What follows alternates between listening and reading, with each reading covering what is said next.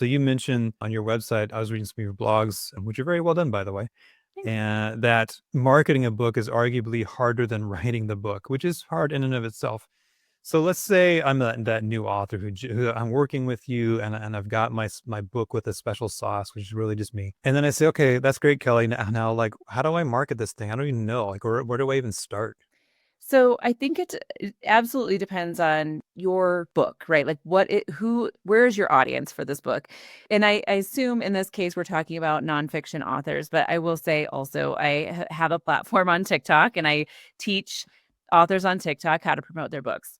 That I think of more specifically for fiction authors, because there's a lot of people consuming content on TikTok and they're looking for books. There's a big book talk world out there. You're going to be more likely to find the right readers on TikTok if your book is fiction. But for a nonfiction book, it's going to be different, right? And so a lot of my blog posts, I talk about different ways to promote different types of books, even though I did mention as I started my business, I'm getting more specific to those professional nonfiction type books. So anyone who has a professional book, if they're doing speaking engagements, they should be mentioning their book in their speaking engagements. They should be having copies with them when they're going to events. They should get on podcasts. The podcasts aren't necessarily going to, you're not going to sell 100 copies every podcast episode that you do. But the podcast can help build awareness for your book and also help you create clips from the either videos or audio clips that you can then use in your marketing. The other thing,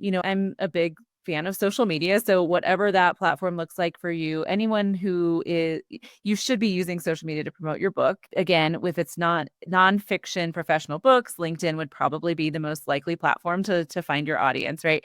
But it's not about just constantly talking about your book or constantly putting out images of your book. I always like in my videos on TikTok, I'll talk about like, don't constantly beat people over the head with your book. That's not how you want to come off.